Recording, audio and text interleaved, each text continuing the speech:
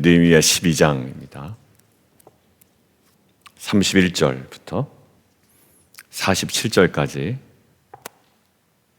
성벽 봉헌식입니다. 오늘 31절부터 37절까지 내용을 보면 오른쪽으로 행진하는 그룹이 있고 38절부터 이제 뒷부분에 43절까지 왼쪽으로 행진하는 그룹들이 나눠져 있습니다. 성벽 위에서 행진을 하는 겁니다. 그런데 이제 도비아와 산발랏이 뭐라고 비아냥거렸죠? 여우 한 마리라도 올라가면 성벽이 무너지리라 라고 했던 바로 그 성벽입니다. 폭이요, 한 세 사람 나란히 서면 이제 지나가지 못할 정도의 이제 폭입니다. 그러니까 한쪽은 오른쪽으로, 한쪽은 왼쪽으로 이제 돌아서 어느 지점에서 만나면 이제 성전 입구에서 이제 만나게 되는. 그래서 아마 그 출발선이 골짜기 문 쪽이 아닌가라고 유추해 봅니다. 나와 있진 않은데 이렇게 돌아서 서로 만나기 때문에. 여러분들, 지금 하나님께서 이스라엘 백성에게 주신 은혜가 있죠. 물론 그들이 열심히 헌신을 했습니다. 52일 동안 마음 합하여 성벽을 재건했어요. 성전 재건 이후에 1차 성전 재건 이후에 거의 70년, 80년이 흘렀습니다. 그리고 다르게 얘기하면 1차 포로기한 이후에 거의 100년 가까이 흐른 겁니다. 왜 그럴까요? 성전 재건이 16년 동안 중단되었죠. 그래서 하나님께서 학개와 스가랴를 통하여, 야, 너희가 너희 집 짓는 거는 굉장히 빠르더만 하나님 성전이 이렇게 16년 동안 방치됐는데 부담이 좀 안 느껴지냐, 이제 이런 말씀을 하셨죠. 16년 동안. 그래서 536년에 시작된 성전의 기초를 쌓았던 때가 536년이거든요.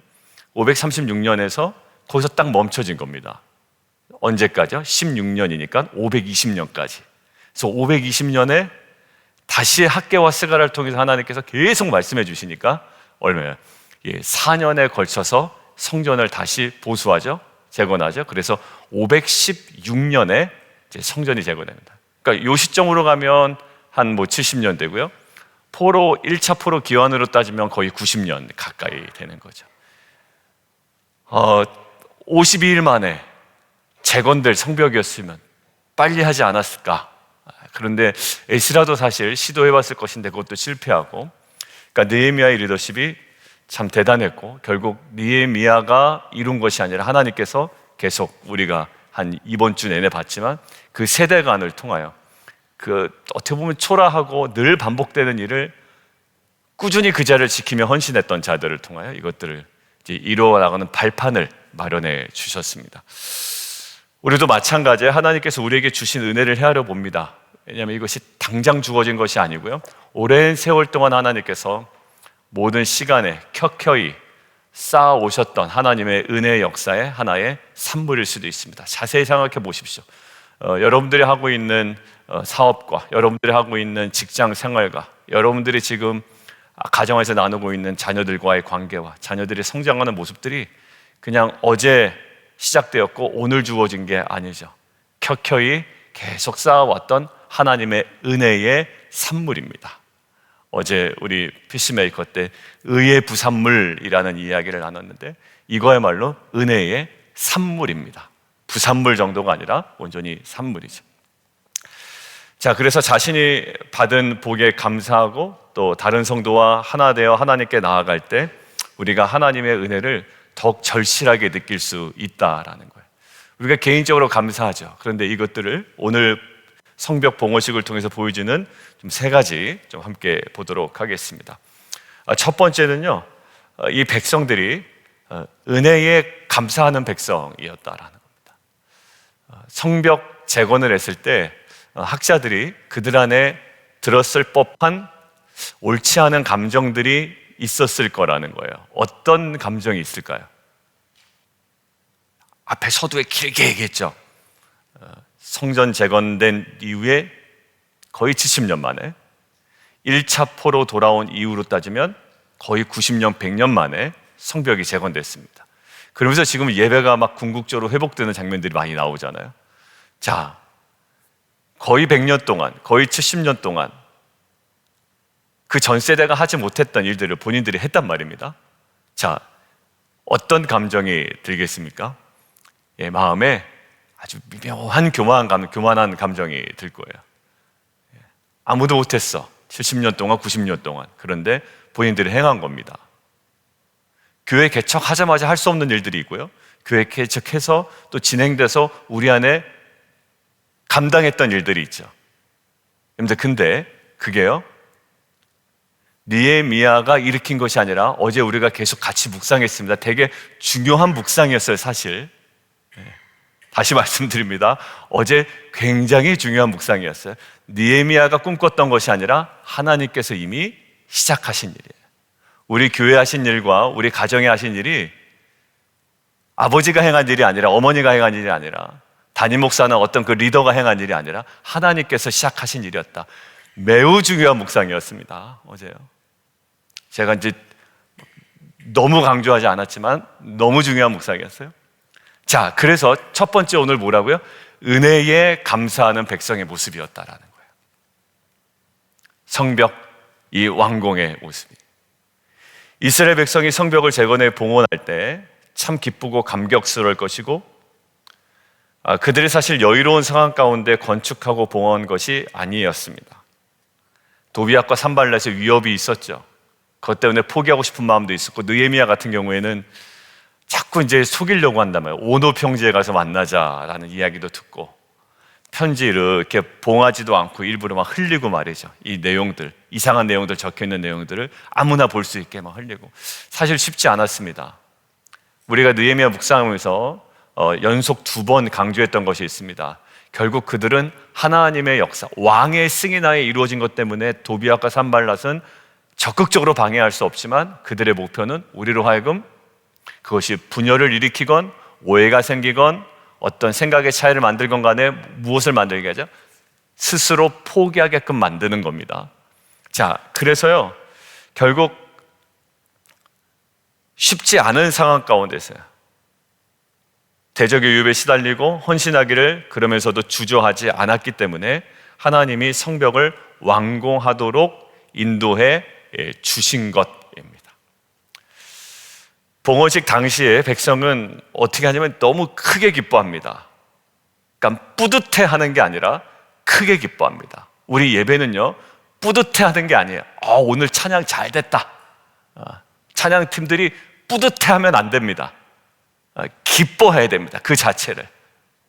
사역할 때 뿌듯해하면 안 됩니다.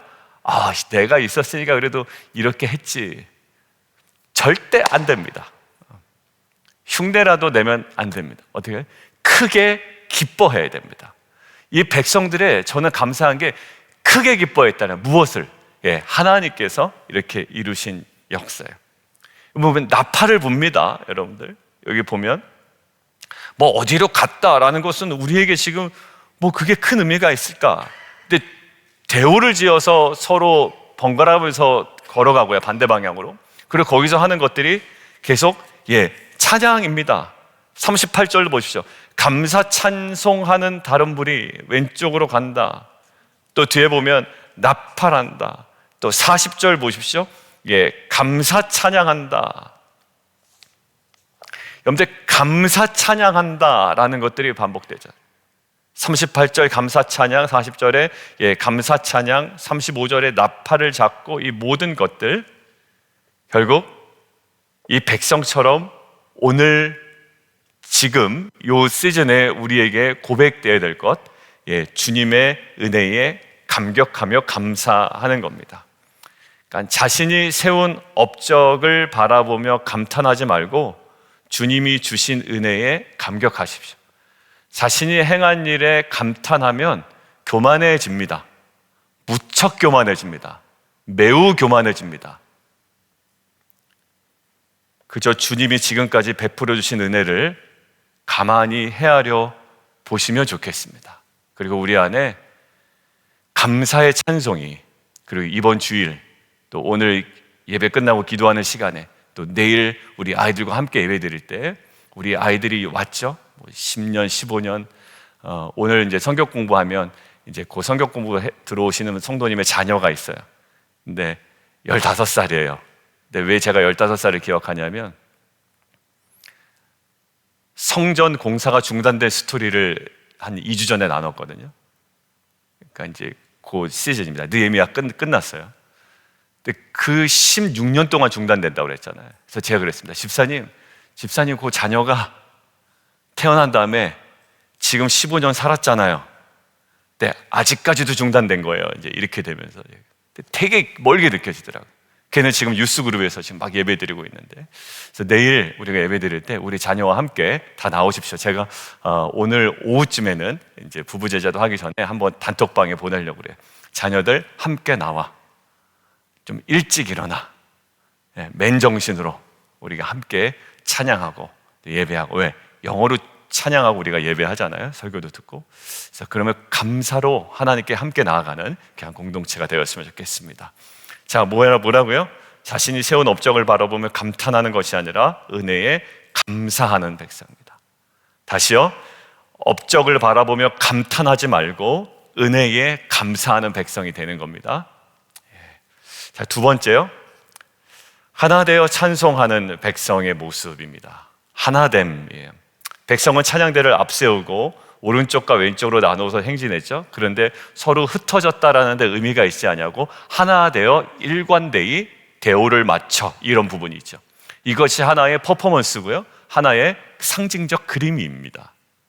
그러니까 서로 다른 모양이고 다른 방향인 것 같지만 여기에는 온전한 하나됨의 모습이 있습니다.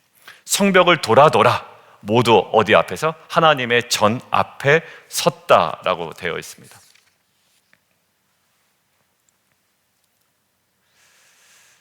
성벽도 받아주셨고 그들의 찬송도 받아주셨고 성벽은 든든하게 지어졌고 백성들은 크게 즐거워합니다. 감사로 제사를 드리는 자가 하나님을 뭐하게 한다고요? 영화롭게 한다라고 되어 있습니다. 감사할 이유가 있을 때 찬송하는 것, 바람직합니다. 그런데 그렇지 않음에도 불구하고 우리가 하나 되어 주 앞에 찬송하고 감사할 수 있는 것, 이것은 매우 중요합니다. 지금 어떻게 보면 52일 동안 성벽 완공했죠. 이게 그닥 감사할 일인가 라고 관점으로 보면 그렇지 않을 수도 있어요. 왜냐하면 성전은 16년 동안 중단되었다가 4년 동안 지었던 거거든요. 520년부터 시작해서 516년까지. 지금 52일입니다. 열심히 했죠. 자, 그런데 52일이면은 2달도 채 되지 않는 겁니다. 여러분들 이거는 당연한 것이 아니라 온 사람들, 여기에 보면 43절 보면 이날에 무리가 큰 제사를 드리고 심히 즐거워하였다라는 거죠. 여러분들 성전이 중요할 거예요? 성벽이 중요할 거예요? 성전이 더 뭔가 의미가 있지 않을까? 거기서 예배를 드리잖아요. 제사를 드리고. 근데 큰 제사를 드렸다는 건 짐승을 많이 잡았다라는 겁니다. 그리고 이는 하나님이 크게 즐거워하게 하셨습니다 라고 되어 있거든요. 그들이 스스로 발동한 게 아니라 그럴 만한 하나님의 은혜를 주셨는데 하나님이 그들을 한 사람 한 사람을 크게 즐거워하게 하셨다. 영어 성경도 그렇고 그 다음에 원어 성경도 하나님이 주도권을 갖고 계십니다. 하나님이 그들을 크게 즐거워하게 하셨다라는 거예요. 그러니까 그 사람들이 뭐해서 뭐 할까요? 하나 되어 하나님께 감사합니다. 자, 부녀와 어린아이도 즐거워했대요. 그러니까 이것이 어떤 제사가 드려질 가능성이 많아요? 화목제. 화목제는 일정 부분 제사장에게 먼저 주고 나머지는 어떻게 합니까? 버리죠? 아닙니다. 화목제사는 다 나눠 먹습니다. 이것들 오랫동안 먹지 못해요. 화목제는 기간이 있습니다. 하루, 특별히 그 다음 날까지 허용된 것이 있지만 그 외에는 다 버려야 됩니다. 그러니까요, 어쩔 수 없이 빨리빨리 나눠 먹어야 되는 거예요. 지금 부녀와 어린아이들도 즐거워하고 예루살렘이 즐거워하는 소리가 어디까지? 멀리까지 들렸다라는 거예요. 여러분들, 하나 되어 찬송하는 백성, 이스라엘 백성이 어려운 상황 가운데서도 작은 것에 감사하며 하나님께 의지해 그 위기를 극복해 나갔기 때문에 하나님께서 어찌 보면 이들에게 52일이냐 4년이냐 얼마나 기간이 더 걸렸냐라는 것 상관없이 하나님께서 그들을 크게 즐거워하셨다라는 거예요. 가만히 보면 공동체에 그냥 이렇게 웃음이, 기쁨이 이렇게 넘치는 공동체가 있어요.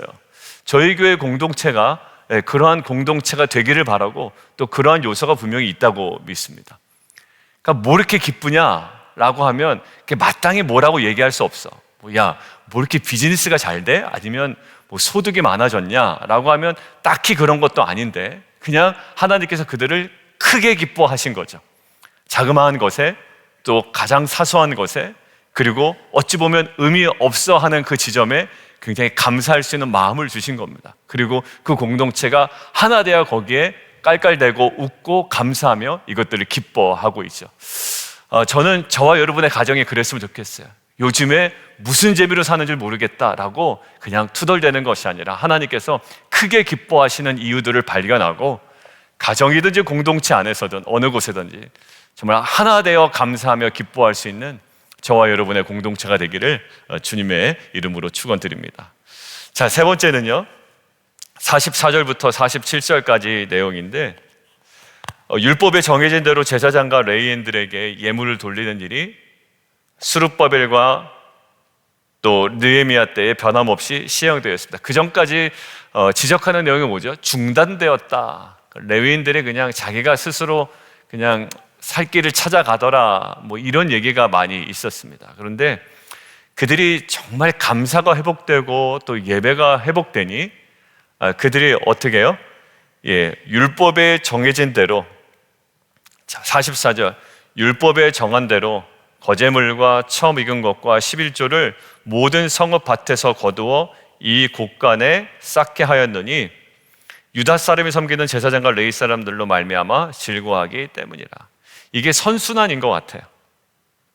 이 레위 사람과 제사장들이 마땅히 해야 되는 일들로 다시 복귀를 하고 또 복귀를 함을 통해 그들이 예배의 감격이 임하고 그것들을 통하여 다시 한번 이들이 율법에 따라 그들의 일상이 단순한 예전적 예배 끝나지 아니하고 율법의 명령한 대로 율법에 정한 대로 그들의 의무를 기쁨으로 감당해 나가는 모습들이 있습니다.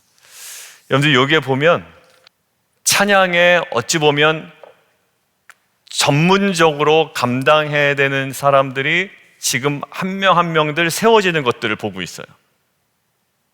나팔을 잡고 그리고 찬양에 어떤 그 리더가 세워지고요.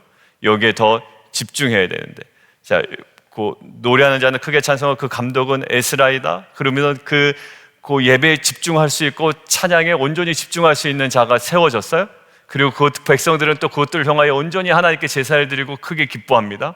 이것들을 통해서 주님을 계속 온전히 높이는 백성들이 되는데 이 백성들이 결국 이 예배가 회복됨으로 말미암아 어디로 가냐? 삶의 구체적인 하나의 모습까지도 율법에 정한 대로 계속 재조정해 가고 재편해 가는, 결국 열매가 일상의 삶에 가서 맺히는 이런 모습이 나타나요.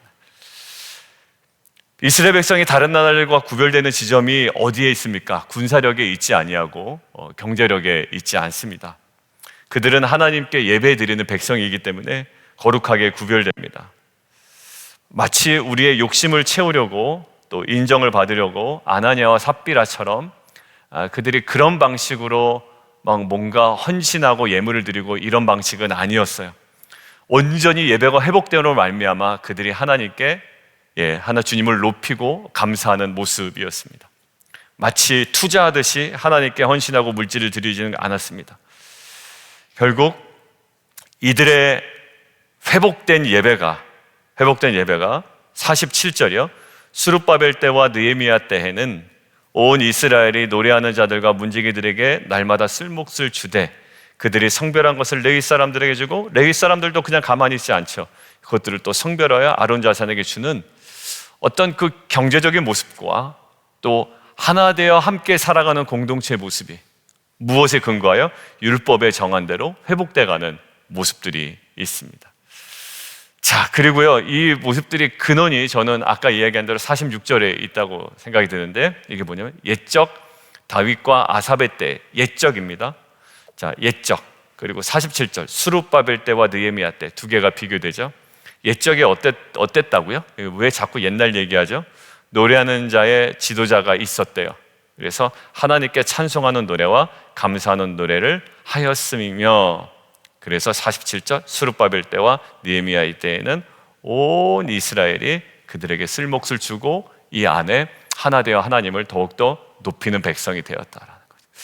여러분들, 성벽 봉헌식은 그냥 하나의 세리머니로 끝나지 않습니다. 어떻게 해요? 이들의 삶의 전체를 뒤 흔들어 다시 하나님 앞에 내어놓고요, 사람과 함께 어떻게 살아가는지를 다시 한번 삶의 모습으로 회복시키는 모습이었습니다. 그 출발이 어디였나요? 하나님께서 그들을 크게 즐거워하게 하셨다라는 거예요. 여러분들 한번 찾아보면 좋겠습니다. 한 분이 개인만의 시간을 가지고 이렇게 묵상하는 시간을 갖고 이제 그 부부 제자도인데요, 하나를 사진을 올리시고 보내셨어요. 그러면서 이게 도대체 뭐예요, 목사님? 하고 보내요. 이게 어떤 의미냐면, 도대체 뭐예요, 목사님은 자기가 상상을 못했다라는 거예요. 그 숙제를 하는데 뭔가 시간이 멈춰진 듯한 느낌을 받았대요. 그러면서 계속 뭔가 이렇게 밀려오는 마음과 메시지가 있다라는 거예요. 아무도 방해받지 않는 공간을 찾으라고 그랬거든요. 그리고 그 공간을 찍어서 그 시간을 보낸 다음에 올리려는데, 이게 도대체 뭐길래? 라면서 이렇게 메시지를 보내셨어요. 그런데 거기서 회복된 것은 제가 이렇게 읽는데 감사의 내용이었습니다. 감사의 내용이었어요. 제가 말씀드렸죠. 우리 남성들에게도 말씀드렸다고 하면서, 개인적인 공간에서요, 제가 이 정도로 얘기해도 안 들릴 정도, 다른 사람들이 전혀 못 들을 정도의 공간으로 한번 가세요. 예배 공간은, 이 공간을 하는데 저는 이런 생각이 들어요. 내가 소리를 더 크게 내야 될까? 아니면 안 내야 될까? 안 내면 성도들이 졸지 않을까? 이런 생각을 하면서 기도할 때도 되게 많거든요.